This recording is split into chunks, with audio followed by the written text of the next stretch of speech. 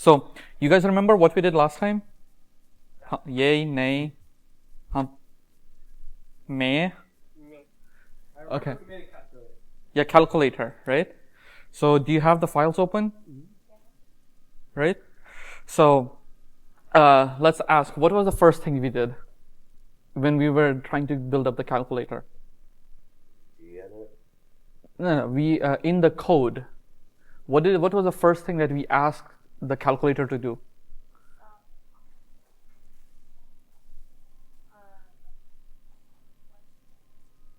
Yeah, we want them to solve our question and answers, but like, what line of code did we write in the first line that asked the question? Yeah, we asked what's the operation is going to be that we want to do. Then what did we ask after we got what operation we want to do? Yes, so we asked what our two numbers are going to be in which we're going to do our operation, right? That is, we asked the input A followed by input B. Then what did we do? I'm just doing a refresher for you guys right now, just so that you can look back at the code you did.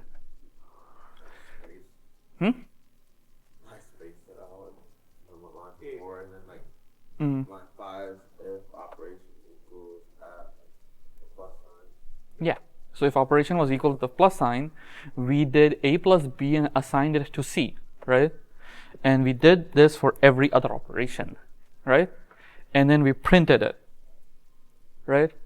So that is what we did. We got our operation first, followed by the two numbers, and then we did an if statement checks on what operation it is, followed by doing that particular calculation and printing it out, obviously. So in the race car way that we drew on the board, we now have a UI for it.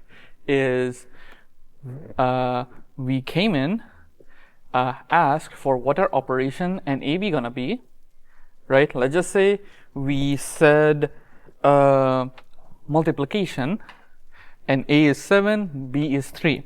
So where are we gonna go? What's it gonna be? Are we saying yes or no to this? No. And we go up the track. Now we ask, is this equal? No. Then we go up here, and then we ask, is this equal? Yeah. Yay. Then we go in, do our multiplication, save it to C. If I can do the math correctly, that number is correct. I do not know. I did that math. And then we go out and print the value of C. So now makes sense to everyone? How this picture is the same thing as the code we wrote together? Now, what we want to be able to do is be able to do it multiple times without having to run the file over and over, right? Because you have a calculator, you're not gonna be like, calculator, run the script again so that I can put a new number in, right? You just want to be able to run the script and just be like, hey, I want to do plus, minus, blah, blah, blah. I do my first one, then I go do my second one. Then I go do my third one. I just keep doing this, however much I want. So how do we do this? So in terms of this racetrack, right? What two points are we trying to connect? The start and the end. Exactly. So we are gonna do and connect our start and the end. So if we run this track, we first do our operation, right? We got to the end, then we are like, okay, it's not done just yet. We haven't wrote the code for it, but this is the ideology, correct? Whether we want to split out from doing all these calculations or go back and do the calculation again. If we say it's not done, then we should be able to go back and do this. If you want to go back again and do this, and we should be able to do this multiple times, as many times as we want. Right? And when we say, okay, we are now done, we exit out. But there's still a bit of a problem right here. Does anybody have any idea what the problem could be? No? Think about the start of this program. How are you? Okay. So, still no to you guys? You guys are, who says no, that there's no problem? Hands up. Nobody hands up? Everybody thinks that it's fine? How many can they can run the program and they will say that Yeah, I mean, like, they haven't wrote the code yet, just. Yeah, so try, so you guys want, so if you guys don't think there's a problem, you want to write code for it? No? Okay, so let me ask. So let's just say you're going to a racetrack, right? Like, we have a racetrack where we are going back and like doing circles and everything, right? My question, how did you get in? Huh? Yeah, but where's the entrance? There isn't one, right? So there needs to be a modification in this where you, what do you say? First ask another, you add the entrance point, for example, in a way that you first go in, right? You're going to ask for the input. And then you're going to go check whether you want to go in the racetrack or not. Make sense? Because if you do not want to go to the racetrack, why bother, right? So you can just go towards the right of the car and exit out, right? But if you say yes to the racetrack, then you're going to ask what my inputs are going to be, go do that route, check if it's not done, which is done by the operation again, and it's going to keep doing this multiple times until you quit, right? Does this make sense in terms of race cars? Yeah. What do you say?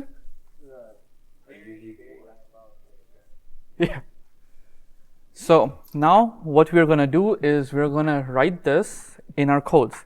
If you guys want to take a picture of this, just so that when you're building up the code on top of what we did last time, it would be great because you will have a great reference point to refer to on when you are adding new stuff in the code that we did before.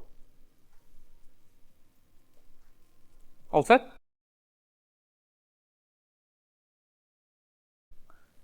So now we had the old code where we asked for operation, what is our two numbers, and then we did our operation check and followed by the print statement, right?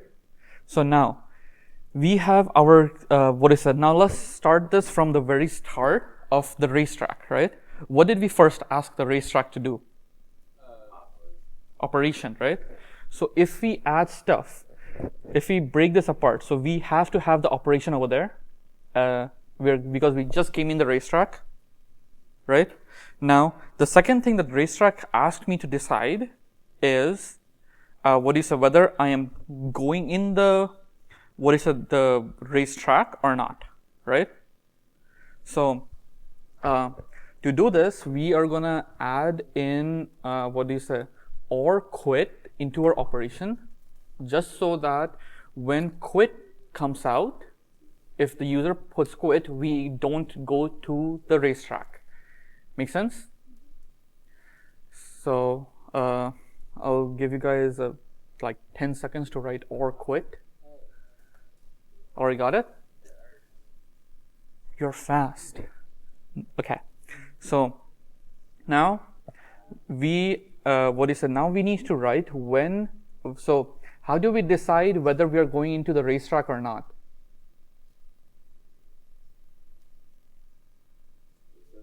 How do we decide based on the operations I allow you to choose, right? How do we decide whether we are going in the racetrack or not?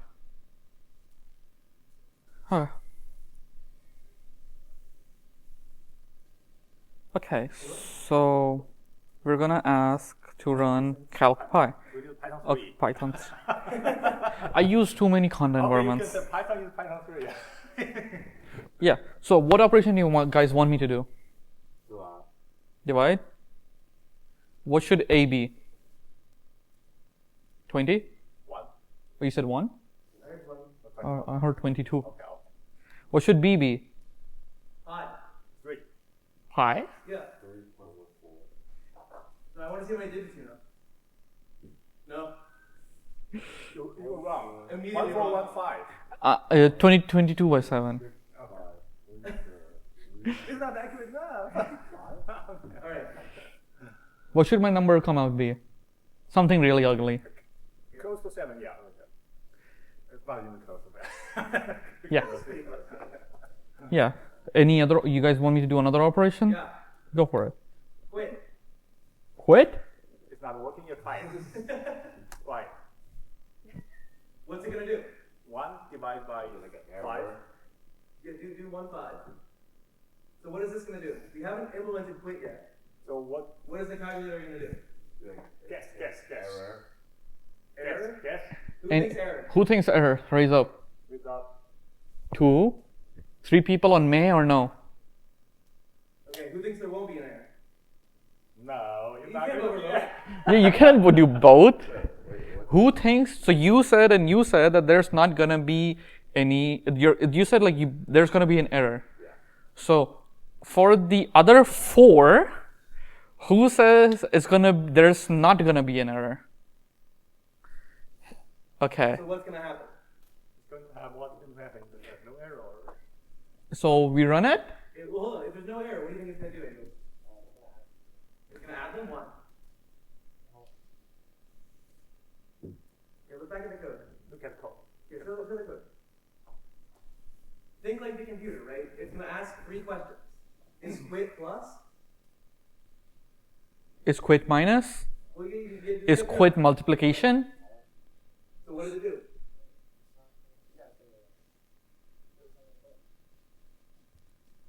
Moment of truth, Eli? Let's try it. It's gonna give 0.2. Why?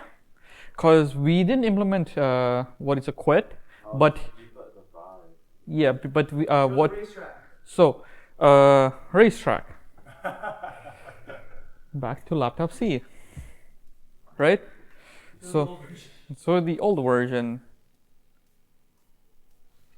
So yeah, follow through. Yeah. Imagine you're the car driving on this road. For up, I've typed in quit. All right. Who? I need a volunteer. Who raise your hand? A brave volunteer. The racetrack doesn't really finish it. It does intrigue. Point with your mouse. Angel, good. Okay. So use your mouse as the car. So Ronak is gonna drive. He's gonna drive to the first sign. I'm gonna type in quit 5 2. Or what do you say 5 5 1 5? Right. So now you're gonna get to this first intersection. Is quit plus? No. So where are you gonna go? Where's my mouse? Right there. What? It's gonna go up to the next intersection. Now is quit minus? No. Is quit star? No. Good. And so I actually realized in this version of the racetrack I did it differently than we did it. Yeah. So in our version, we don't ask this 4th question, right? If you look back at our version, this is my fault actually. This is sort of what we imagined the code to be, but this is actually slightly different from our code. Because our version doesn't ask this last question. So probably you should ask it the question. We could have asked the question in the last one, and we could make it throw an error if you typed in the wrong ones. Yeah. But that's not what we did. Yeah. What did we do? We just said, well, if you don't want plus, minus, or times, we're going to trust the user and assume that they meant it. Right? So it's going to go through the division. And boom. Like I went in, did 20 and pi, and came out and print C. Right? So both of you were wrong, and that's fine. When you code, you have to do everything. For reference, I was wrong when I made this diagram, and I've been coding for 10 years, right? So, it happens. Yeah. So one thing you can learn is you read code and pretend you're a computer and you run the code yourself. Right? Yeah. So now we have to make sure that quit is doing what we want to do, right? We cannot let quit go in and do division for us, or for her, subtraction, right? So now, let's go back and look at our racetrack, right? We came in the road, right? Asked what our operation is gonna be, and now we have to check at our first divergent point, right? Whether we want to go to the racetrack or not. So, based on what my operation can ask for, what is a good value to say whether we are going in the racetrack or not.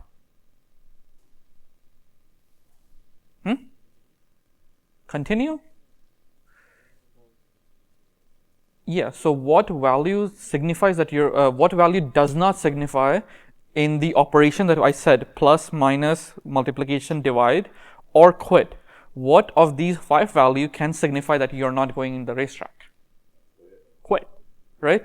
So, How do we check things? What do we use to check the value of something? Well, that's the value we're checking. But what structure do we use in Python? Like, how did we check if it was a plus? What did we use? An if. Oh yeah. So let's try it with an if, right? Yeah. So If think what? operations equals to, Someone break it. he said quit, Quit. I like that. right?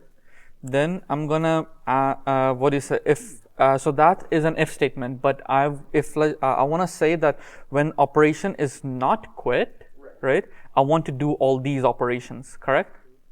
That's written below. So we write not equals with an exclamation mark. This is not equal. Huh? Yeah, this is not equal. Which stands for Mathematically is one. not equal. How do you write this symbol? So, you know, in your math classes, right, you've seen this symbol, not equals. Yeah. Right? This is a hard symbol to type on your keyboard. So programmers write it like this. Not equals is the way you read that. Right?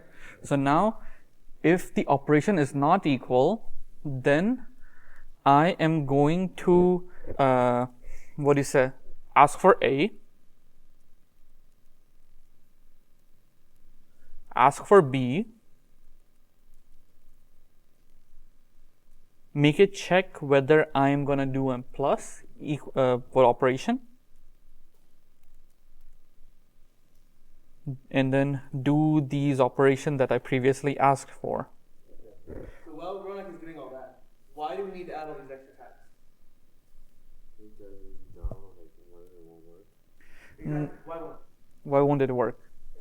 Because probably tabs, you have to do everything in tabs. That is correct, but for this reasoning is half incorrect. Yeah. Well, like, why specifically do we need to add tabs to all of the lines after that statement? So previously we had all the A equals to float, B equals to blah blah blah, if operation equals to plus, continue forward at the very start of the file, right? Why did we have to put a tab on everything? Because it is a part of which statement or that I'm checking against. I'm checking against when I am not quit. I need to be able to do all those, right? So similarly, how we did operation equals to plus, minus, multiplication, we had to do a tab followed by C is equals to the A whatever operation B, correct? So in the same order, when I did operation not equals to quit, so whatever I'm gonna make it do when it's not quit goes inside a tab block to signify it is part of that particular piece of code. Makes sense or not? I'll take no as an answer really easily. Kind of confusing? You can mark like a fork on the whiteboard. Huh? Right? So previously we had A is equals to, I'm just gonna write dot dot dot because I don't really care, right?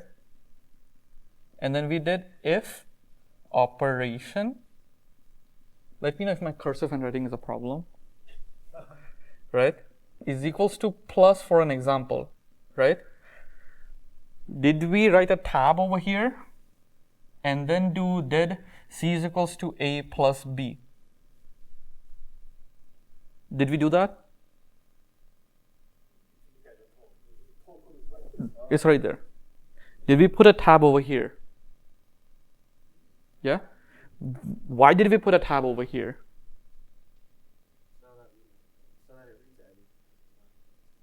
Yeah, so that when operation equals to plus is true, the code is going to figure out that I want to run the code that's after the tab block, right? So, in a similar way, right?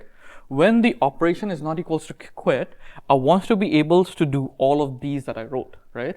So I have to write if operation not equals quit, right? And then put everything in a tab block over here. Does this make sense? One thing, like ask me quickly, that might help with it. So there are other programming languages other than Python, right? And a very common way this is done is you'll see something like if, and then whatever your question is, right? And then a lot of languages will put here like a bracket like this, and then when you're done with the if, you put a close bracket. And then any code that you put in here, no matter how you indent it, will belong to this if statement, right?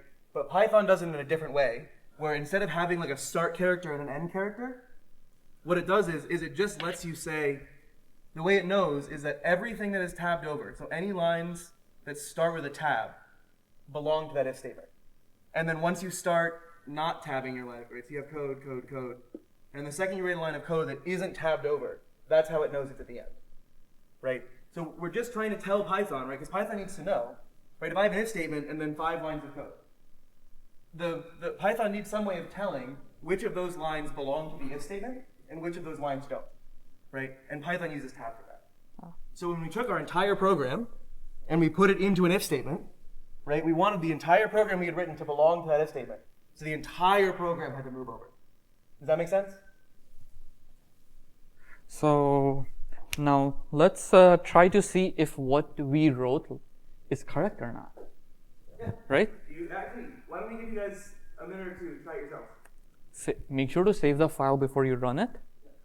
And I'll... I don't need help getting this to run, like getting this version written.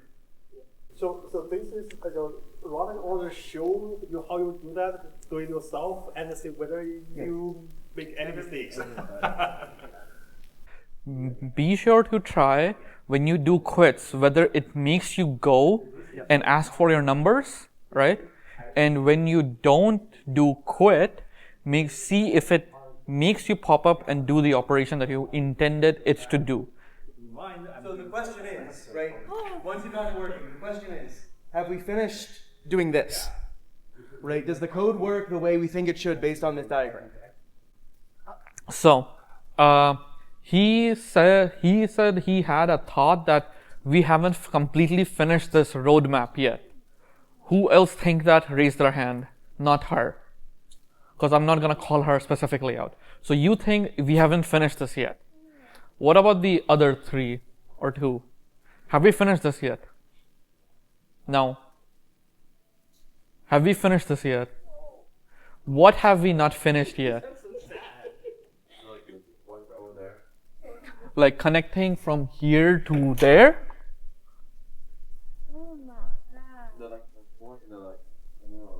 Yeah, from here to here. We haven't finished connecting it, right? Yeah, so that's what we haven't finished yet, right? Because we wrote get our input, right? If we say quit, we go all the way to the end and call it a day, right? Good time at the racetrack. If not, then we came in, asked for our inputs, and then our whatever bunch came here, right? And then we have to date just said quit out. I'm not gonna go back, right? So how do we do this now? Does anyone remember at the end of my session 2 weeks ago what the name of that construct is? What allows you to go back to the start? Ecuador? Okay. So we have our options. Ecuador? Ecuador. If my spelling is correct. You actually had it still written down at the start today, but I had to delete it. Do you remember what it was? Wild. Okay, good. This is a good poll. Do we think it's Ecuador or wild? I think it's Ecuador. You didn't say Ecuador. Let's see, show of hands. Who thinks it's Ecuador? Who thinks it's wild? No one thinks it's wild? Ecuador wins? Okay, one vote for wild. Jerry, vote for wild. It's a tie. It's a tie. Okay. So I let the programming language do the tiebreaker, and the answer is while. The programming language always wins. Yeah, it's the same in almost all the languages. Yes, almost every language has a while. Yeah. So let's see what has happened to date in terms of our code, right? Redoing what the statements I said before, we came into the very start of the racetrack, asked for the operation. If it was not quit, I did all my math stuff for the calculator, right? And now I am at this end point, right? How do I decide that I have finished or not? Quit? Yeah. So how do we get from the user that he wants to quit, or she, or whoever the user is wants to quit? Look back at your program. How did the computer ask the user what operation he wants to do? Input operation. So at the very end, after print C, should we ask again? Yeah. Right? So let's take this, copy it, right click, copy. Huh? Oh, we haven't. Oh, I forgot to switch. Sorry, my bad. Yeah. So we copy the operation string, go here, paste it, right? So now. And should that line have a tab before it or not? Good question. Should this line here, line 17 that we just added, should it be here or should it be all the way to the left? No, it should be there. Like here or here? Who thinks it should be all the way to He the left? originally put a tab, so I'm guessing. No, I might have copied at the wrong place. I might have pasted at the wrong place. Who thinks it's gonna be here? I want to see everyone vote. Who thinks it should be here? Okay, tab. Who thinks it should be here? Not her. You think the first one? All the way to the left? Okay, and everyone else thinks it's tab? Okay. Who wins? So let's keep it at that, right? Let's try it. So I realize my font, I think, it's way too big. So I'm gonna go to the racetrack, right? Let's just say I want to do plus, right?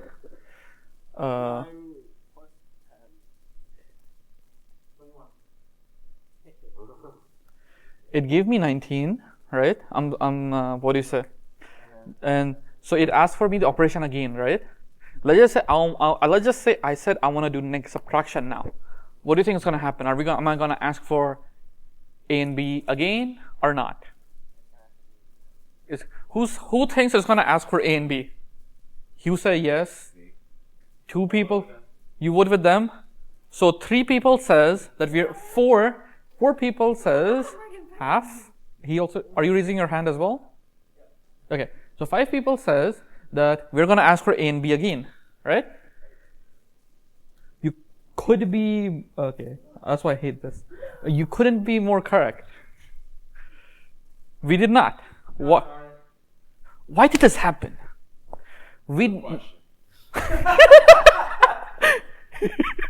So, so we asked for operation and we want to, what do you say? Yeah. So what you may want to do is do this. I'm sorry. Eli, you know what I'm gonna do, right? Yeah. I'm gonna do this. I'm gonna paste it there. Does that make sense? Yeah, Huh? Wait, how you copy and pasting it? I just selected. No, just don't like just. Don't follow this. Yeah. Don't follow this. We're gonna do a better way. No, there's a better way. We're also missing a tab, Ronan. Yeah, I'm fixing it. If you do that, then you have to keep doing it over again. So, what if we want to do 10 operations in a row? Am I gonna copy paste the code 10 times and do that 10 times? You need a loop. Yeah. So since the guys are already smarter than me, let's do that. So, huh? Yep.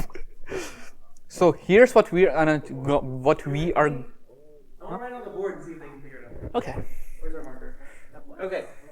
So, as we learned from Angel, we're going to be using while to do the looping, right? So I'm going to show you on the board how while works, and then we're going to give you guys like 5 minutes to see if you can fix the program. Okay? So, I'm going to first remind you how if works. If, then you ask a question, colon, tab, Something. code, like that, right? Everyone remembers this is how if works, right? So if the question is true, we're going to run this code. If the answer to the question is yes, we run this code. If the answer to the question is no, we're going to skip that code, right? So while works in a very similar way, where you say while Question. colon, I heard someone say it, tab, code. What this does is, as long as the answer to the question is yes, keep running code. So just to show an example, if I say while Something true. 3 is less than 7,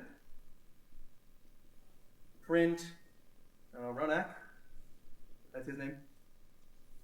I'm What getting is this called program gonna out. do? So is 3 less than 7? Yeah. Good? Good? So it's going to print Ronak. Then what is it going to do?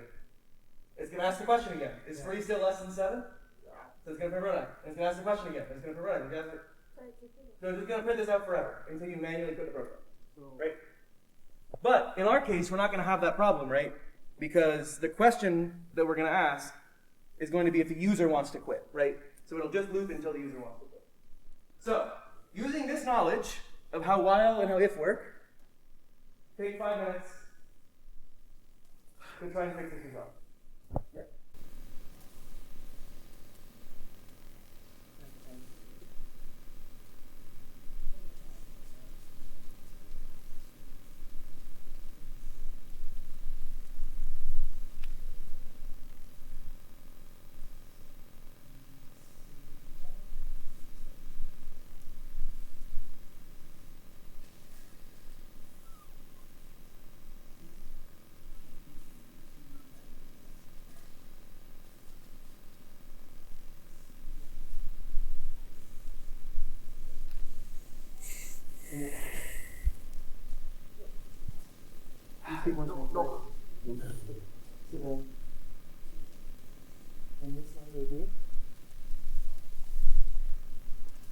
You're going to do this.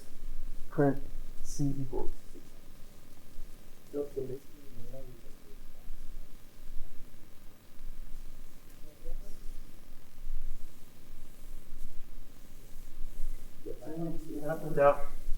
Just do this line.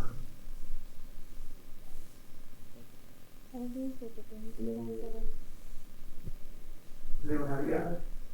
They don't have it yet. She does not. Angel, you got it? Click All work and right, then we're halfway through our time. instead of undo redo.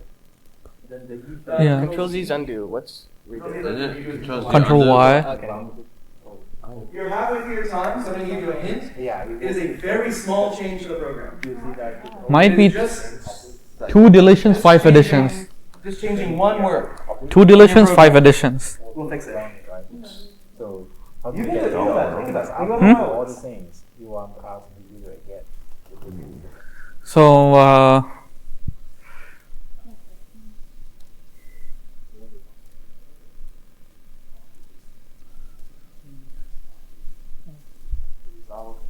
You can do it. You can do it. So, when do you want the program? When does it stop being like this?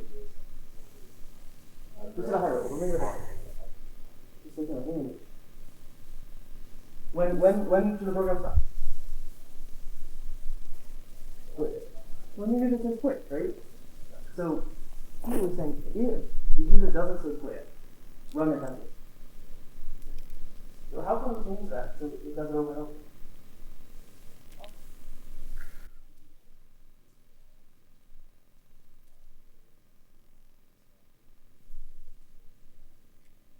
Oh, you just have to change one word. There shouldn't be a lot of typing. Okay, you guys have one more minute, so you get your second hint, which is to look at the structure Fading. of if and while. Wiggle your mouse. Just wiggle your mouse. Wiggle your mouse. Look at the structure of if and while. They look basically identical, right? It's keyword, then a question, then tabbed code.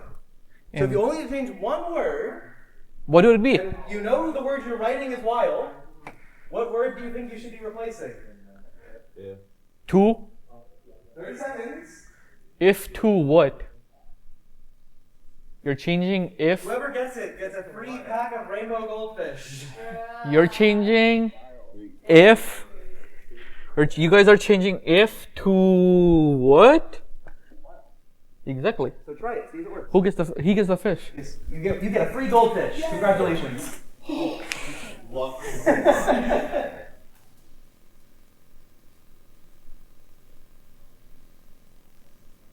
now take a minute or two. Change your if to while.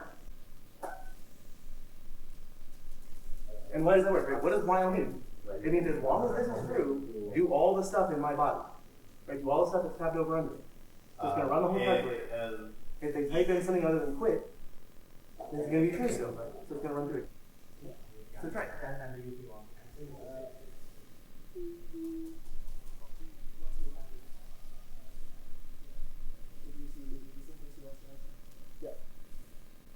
Oh, yeah. Did yours work? Okay, so we're going to quit. See if you can do, Like on this? Yeah, right? To make sure this works, what do we want to do, right? Maybe try doing, to really make sure this works, you should be able to run the program, do an addition problem, a subtraction problem, a multiplication problem, and a division problem, and then quit. And you should still be able to get. Calling Python once. Yeah. That's how you should be able to, that's how you know that this works. And you should get no errors during that. So do all four kinds of problems. Do a plus problem, a minus problem, a times problem, and a division problem. And then quit. You should try all your problems. Because if you quit, then you can't do your problem. I see a plus problem, I see a minus problem, times problem, division problem. You earn those gold. So first, tab. Yeah. While and then like tab. So you're just replacing this if with a while. Oh. Click the damn plus button. Because the if statement says, if this is true, run all this once. The while says, as long as this is true, keep running this over and over. But we already have it, right? Because we just, if operation is quit, it just goes down. Okay? So save this and run it. No, you're done. And then you should be able to do addition, multiplication, subtraction, and division, and then quit. You build in 5 things without a quit. Well, quit. Don't forget. We're running it. You want to be able to do multiple calculations like that. That's the thing with testing, right? So do addition, do multiplication, do division, do subtraction, and then. Did you save it? We're having fun.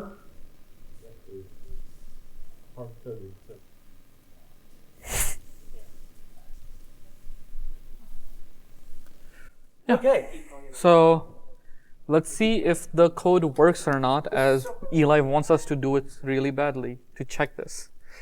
Python 3. What operation should we do? Divide. Divide. Numbers. 3. 3.3333. What's the next one should I do? Huh? 20. Plus. Oh, plus. Yeah, I'll do operation as 20. 20 is A plus B. So my numbers? 20. There you go. Yeah, and until I write quit, it's gonna quit when I do quit. So, small questions So sorry, before I say a small question, congrats on building your first workable calculator. Right? Now, here's a small question. If I say I did not did this, not that. Let's just say I did not do that line. Right? I run the code. What operation should I give? Negative? What number should I give? 30. So what should it output?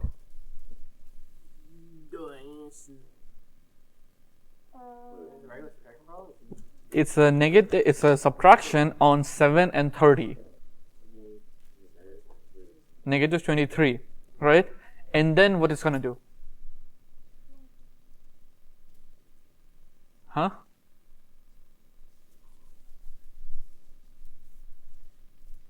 You asked the question, right?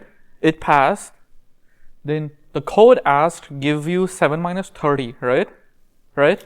And what is, so it's going to give out negative 23, right? What is the question going to check again?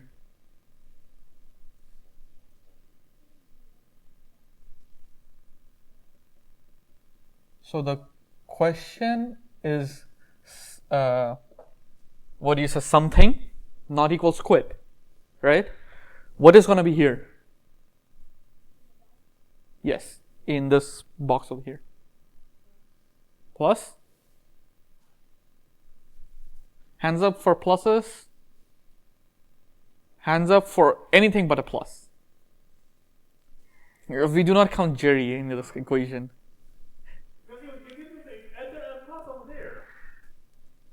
Yeah, I gave, what do you say? So the operation I gave is negative, right? So when I do, operation is negative, I do C is equals to A minus B, which is 7 minus 30, 23, right? Then I finish my end of this code, right? And then I go up, check, negative not equals to quit. Is this true?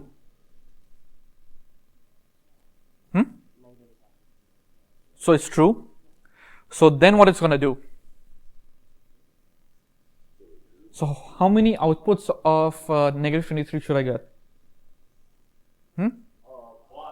One?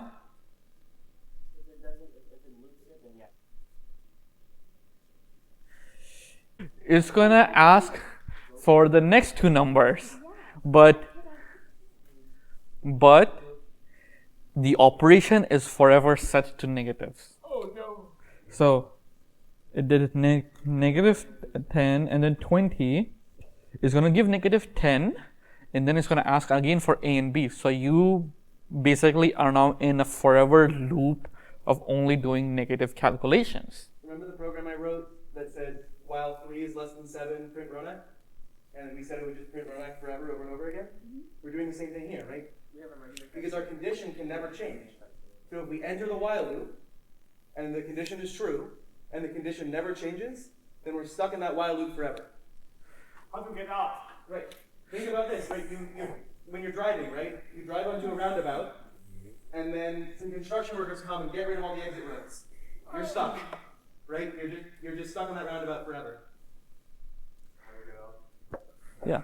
So how do I get out of this? I do not want to do more negative subtraction. So you might not know this, but just press Control C and enter. Yeah, so programming is really old. And the terminal comes from before all these sort of, Control C, Control X, Control V, before those were standardized, people were writing these terminal programs. And so in terminals, Control C doesn't mean copy, it means break out of this program, right? It's like an emergency stop. And programmers are annoying, and so we like to hold on to our things, right? We like everything to be backwards compatible. So, your terminal from 2024 should work the same as it did in, 1960. Yeah. Yes. So you see, you get this error here that says keyboard input. So that's what Control C does. It sends an error message to Python. It says, please stop, stop, stop. Yeah, that's what happened, right? It said keyboard interrupt. You can get rid of line 7. If you comment out line 17, you put a hashtag at the start. Yeah. And it won't run it, and then you'll get stuck in line 17. So the hashtag just gets it. The hashtag signifies a comment in Python codes, because obviously if you're writing codes, right, it's almost a non-human readable language, right? So if let's just say somebody like you wrote the code, right? Let's just say you forgot what it did 2 years later on and you came back, right? You're gonna be like, what did I try to do over here, right? So to help with this, you can put comments to your codes, right? That said, for example, you had a is equals to float input, right? You can put a comment line by saying a hashtag that just says float number to a, right? That you're giving a float number to, assigning a float number to the value a, right? It makes more sense than reading this on your language than reading codes. We will start using comments more little by little as we do more stuff. Comments are something that we are going to touch maybe in like 2 or 3 sessions when we teach you something new. Okay? Yeah. So let's look back at our slides, and congratulations, you build your racetrack. So the entire code that I wrote as well is the same as what I just ended up writing. So another thing I'm gonna do is show you something more with loops, right? But before that, I want you to run this. Type this in. So does everyone remember how to make a new file? Create a new, huh? Can you write touch idk.py on the board? Yeah. Or just do it live, or just write it, either way. Yeah, just So in your terminals, you're going to write whatever Ronak is about to write. No. It's called touch to make a new file.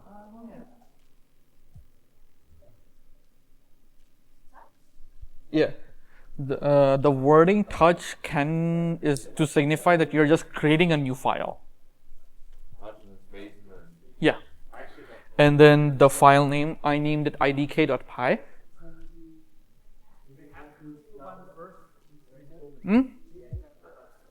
Gedit can also create a new file as a temporary in the temporary folder, and then when you save it, it's actually going to save it somewhere persistent.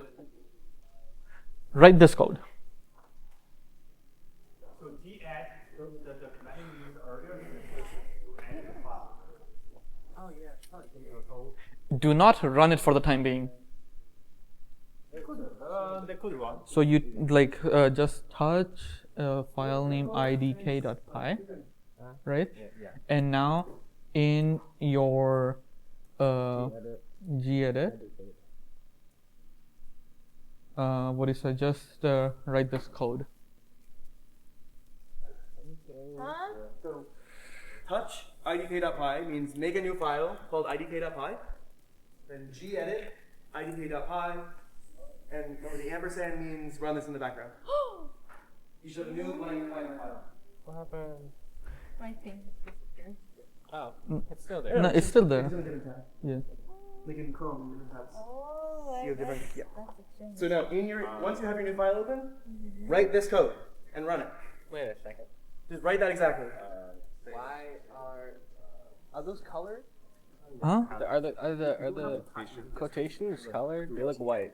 That's how it's just like the weird copy thing. There's the exclamation point as well. You know There's an exclamation point? Huh? You had your cursor next to one of the quotes, and so it was highlighting that those quotes matched Oh. when you copied it. I think that's what it is. Oh, It's could like be. in VS Code, when you click one quote, it shows you the matching quote. Maybe. I think you copied it with that format. Possibly. It's not wrong. Yes. Yeah. Now just keep it saved, right? exactly like that. Do not run it for the time being. Why not? No, I'm gonna ask them. Guess? They're gonna guess. Okay. So type this up, but don't run it yet. If anyone has a guess. Huh? We want to see if they can figure it out. Okay. Every time, before you run a program, you should always guess what you think it's going to do, and then see if what it actually does matches what you guess. Hence why there's a IDK signifying I don't know. Yeah. Right? So they don't have a guess what this program is going to do. Going to print the word hello world. Is that it? So he voted that it's gonna print the word hello world. Anybody else who says that as a yes, hands up. So we got what is that? We got 4 people. Who says no? Hey, that's not nice. So Okay. do we have any other guesses? No? So let's try it. Yeah. Does anyone have a try? Yeah. I can run the code. To be fair, I probably didn't know. It worked and didn't work. What did it do? It wrote down hello world, but It wrote it vertically. Interesting. Yeah, keep it at that. So when you run it in a terminal, everybody copied the code? Right? So when you run the terminal, what did you get? So in your terminal, you saw something like that. Right? So Does anyone have this? Oh, I see. I see why you put the periods in. She put the periods in for because their line numbers don't have periods. How four is calculated. Wow. In their editor, the line numbers don't have periods after the four. oh yeah. So it looks like the period is part of the code. Bad. That's my fault. Yeah, that's right. Yeah. Yeah. No. It completely makes sense. You know, we've been living and breathing Python for Couple of years now. So it's little mistakes like that are hard for us to catch, right? Because we're just so used to knowing those periods would be. Okay. So does everyone have a vertical hello world in their terminals? No. Okay. So why? Whose brain wants to guess what this is doing? I mean, you all saw the output coming as hello world in like separate lines. So he voted that it's gonna be like saying like it initializes IDK as hello world, right? But based on the output, it kind of looks like because we are printing IDK, right? And in each line, it said I'm gonna print each character, right? So basically, what happened is what we wrote is another type of loop which we'll cover up little by little. It's just to get you something to know that it exists for the time being. Is that how the code did it? It put IDK as the first character, printed it. I'm sorry if my handwriting's smaller. Then it decides to say IDK is equals to E. Print IDK is equals to L. So for is like while, in that it runs the same code over and over again. But instead of like while, where you loop as long as the answer to a question is yes, you're looping through something. So when you give it a piece of text, it's going to loop through every letter in the text. And it's going to keep running whatever code you indent after for until you run out of letters, right? And letters, characters, right? Because it also prints the comma and the space and the exclamation point, right? So just every character that you type in, it's going to run it one at a time. And every time it runs it, IDK is going to have a different value. Yeah. So for us to first figure out how this actually ends up working, you need to know something first, which is when. Does everyone remember this table from last time? We made a big table and we said, right, you have variables on one side and you have values on the other side. Right? This is how you're supposed to think about writing a statement like a equals 7, right? When you write a equals 7, you can hit next, run next. Sorry, I'm taking over for you, but you hit a equals 7, right? It's going to remember that we want to say that a is 7, right? The computer is going to write down in a table somewhere, a means 7. And then every time you use a for the rest of the program, it knows you mean 7, right? Now, same way, if you put b with a value of 3, it works. Now, let's just say I want to write his name, right? And I want to say name is Ellie. Right? The name is Ellie. So when we type this into our program and run it, what is Python going to do with this table?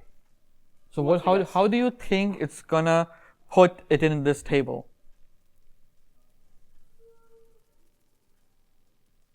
So we're going to have a variable called name, and the value is going to be Eli? That's what you think? Vote yes or no right now. Who thinks this is right?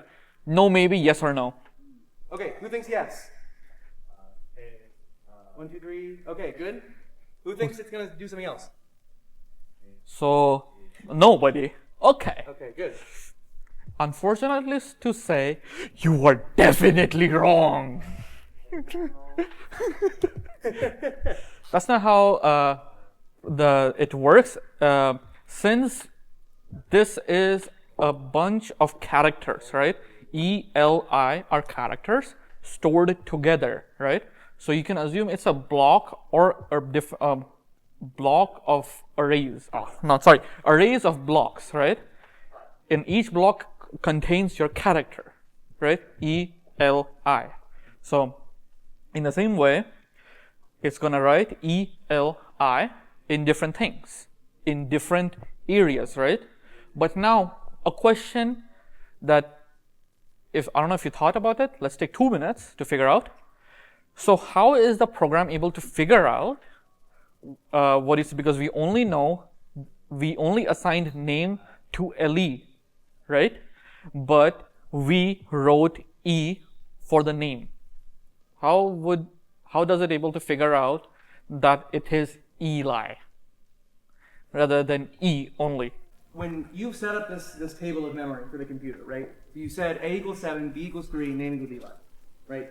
When you then later in that program, when you type B, what the computer does is it looks at its table and it says, oh, the programmer wrote B, which means I'm supposed to put a 3 here, right? But when you say print name, it knows to get the E, the L, and the I, right? Even though in this table, name only lines up with E, right? So we're not asking you to write code, but just think, how would you implement that, right? If you only know where the E is, but I've asked you to print this whole string, right? How would you get the other letters? So talk amongst yourselves for a little bit, think about it. What do you mean?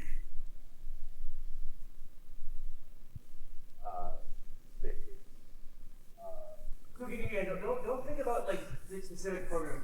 Think at a high level, right? What is it going to look like, right? Because right now, if you just look up name directly, you're just going to get that E, right? What could you do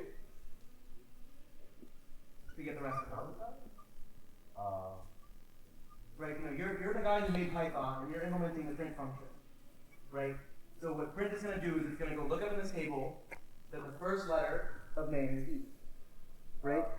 But we need it to print L and I. So how is it going to get it?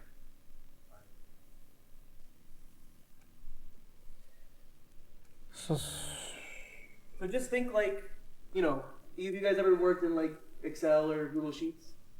Make like a spreadsheet? A bit more easier.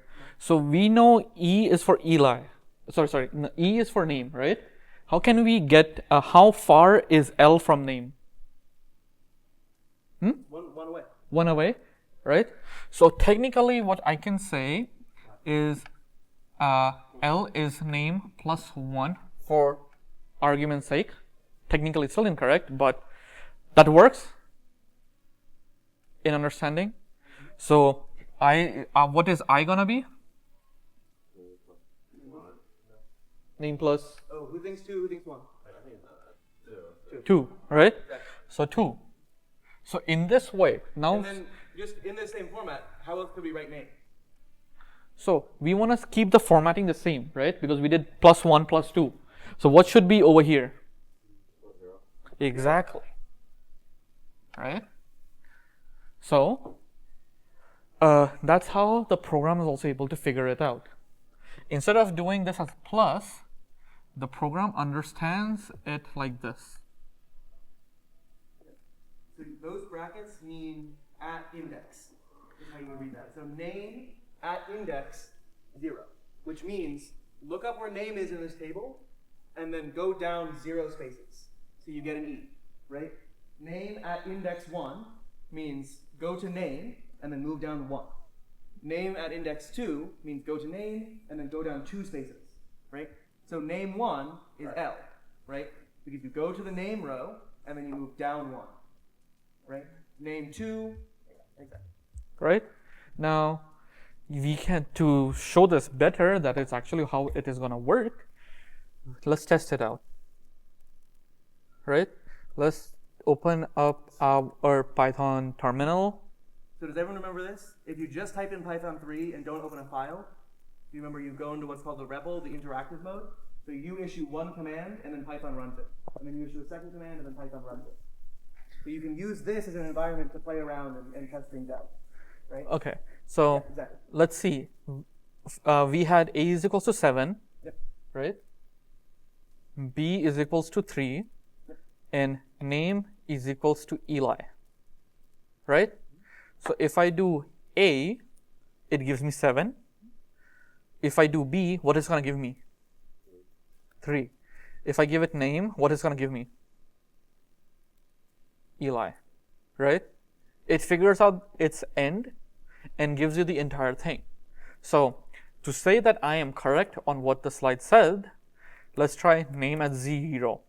What are we going to get now? E. Name at 1.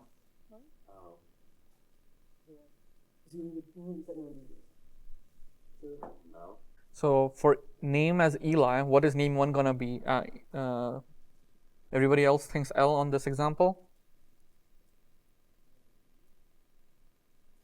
Name of 1. Yeah. And then name of 2 is gonna be I. Right? Now let's just say, what do you say? In this block, let's just say there's the character X. Right? Can I say that this is going to be name of 4? Sorry, name of 3. My bad. I cannot do counting.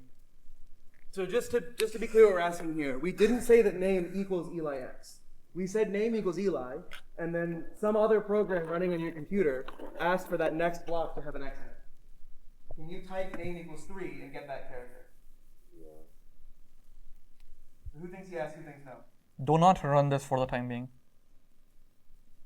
Why not? Good? But just like, are we going to get whatever happens to be in the next memory cell? No, there's nothing there. Okay, good. What do you think? You think yes? No. So you think just whatever happens to be in that memory location, whatever happens to be there, it's going to print out? Yeah. Okay? Okay, let's run it. Boom. So look at what the error said. String index. Yes. Yeah, 'cause it Co- doesn't go up to Yeah, because how did the program figure out that the name ended right here, right? And it should end right here. And if you try to access something that it doesn't belong to name, it's gonna start screaming, right?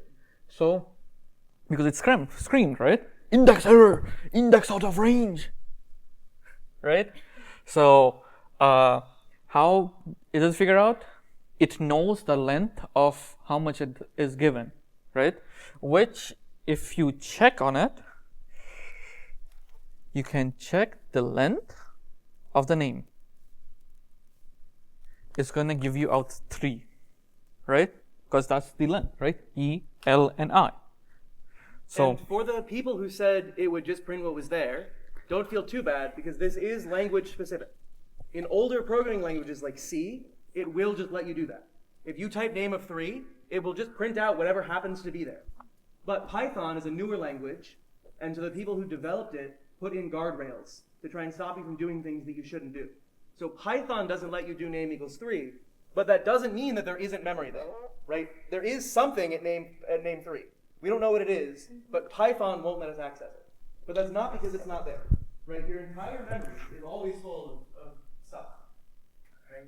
yeah, so technically you can assume that how Eli got stored, how you can think it got stored, is like this, right? Where there's 3 characters, right?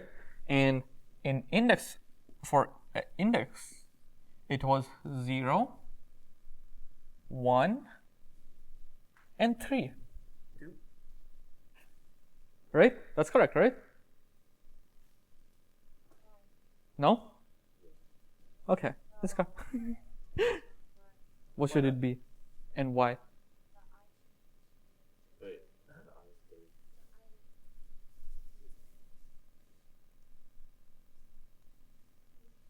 It's 2. So, what you say, and then how technically a check happened to figure this out is if the index was equals to the length of the string of whatever, right, that I'm checking against, or I try to access something that doesn't belong to, right, it's gonna go in and scream at you guys.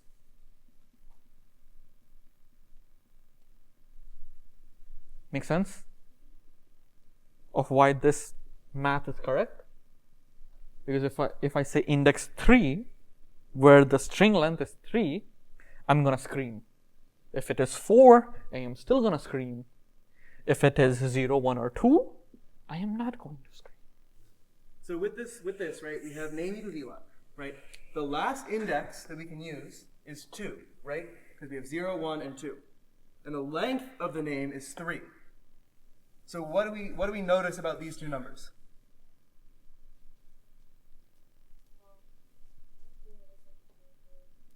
Yeah, but like, what's the relationship between these two numbers? It's a subtraction relation. Like if I give you the length of a string, can you always tell me the last index? Like if I say over here, I'm going to say name 2 equals, and I'm not going to tell you what it is, but I'm going to tell you that the length of name 2 is 7. What's the last index? So here we had 3 goes to 2. So if 3 goes to 2, what does 7 go to? Don't say the answer. Let's do this on REPL. We'll test it, yeah. Okay? So no one has a guess? Okay. So let's test it. So let's make name 2. Let's do as a 7-digit characters 1, 2, 3, 4. Oh, no, sorry, bad idea. A, B, C, D, E, F, G. That's 7? Yeah. Yeah, right? So What's the name length of name 2 of 0. What do you think it's gonna be? I'm gonna brute force this, so keep saying this.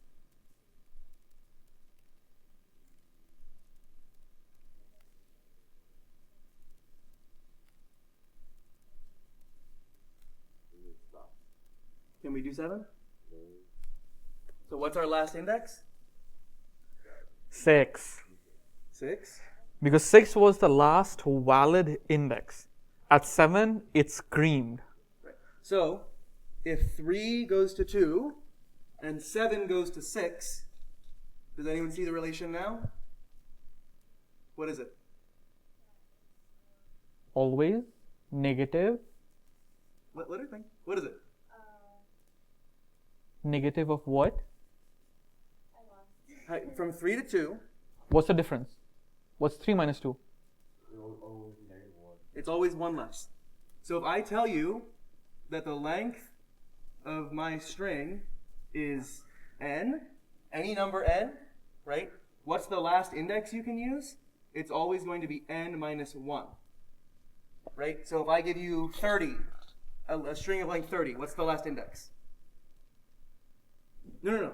If n is 30, what's the last index? Right? When it's 3, we go to 2, right? When it's 7, we go to 6. So if it's 30, what do we go to? 29. 29, right? And why is that? Because if I ask for the index of 30, what is it going to give me? Exactly. And 29 is just going to work like a charm. So it's because, right, we're starting at 0, right? So if we start at 0 and we count 0, 1, 2, I ended at 2, but how many fingers do I have up? 3, right? And if I had 30 fingers, I could count to 30, right? I could count from 0 to 29 and put 30 fingers up, right? Does that make sense? Yeah. This is a concept that's hard for people to wrap their heads around because you're used to counting from 1, right? A lot of people think that name 1 should be E, and name 2 should be L, and name 3 should be I. That feels more natural for a lot of people, right? And that's why we're sort of trying to show you how the computer is storing it, right? Because the computer stores it like this, right, we start at 0. Does that make sense? I don't expect you guys to be like perfect with it, but you know, does it make sense? We're gonna come back after lunch break and redo this anyway. Yeah, we're gonna talk more about this. So, time for break. But just one thing to think about. One actually works, Huh? you said -1. -1? Yeah, so we can talk about that. So- Python does actually let you index using negative numbers. This is a little quirk of Python. So -1 is I. What do you think -2 is going to be then? Start counting from L. reverse. Exactly. How about next 3? And then -3 is E. Then -4? what's -4? Nothing. Error? Yeah. Nothing? Error. Okay, so it looks like it's simply counting back. Exactly. Yeah. So it will let you do -1 here, -2 here, -3 here, and then -4, that's out of bounds. Right? That's above your string, right? 3 is out of bounds below your string. -4 is out of bounds above your string. And the reason they let you do that, right, is because of this length thing, right? So if you were to think, how would you get the last character if they didn't let you do this? You'd have to say name at index, and Ronak should be typing this in to prove that it works. Length of name -1, right? Because remember, the length of your name -1 is your last index, right? That's what we just worked out. So Python lets you skip writing this, right? If you put -1, it assumes you meant length of your string -1. And then if you wanted the second to last character, -2. The third to last character, -3. Right? And then Ronak should be typing this in to prove that it works. Ronak should be typing this in to prove that it works. Name of length -1. And what should this give us? Does that make sense to everyone? All right. Pizza time. And we're gonna come back and do the for loop that we showed with indexing in while loop. Yeah. And just so you guys know, Do the form, the evaluations? They still yeah. they have an hour break. yeah. We'll give it to them during lunch, and they can fill out during lunch if they want. But also. This program was made possible through generous funding from the National Telecommunications and Information Administration of the U.S. Department of Commerce.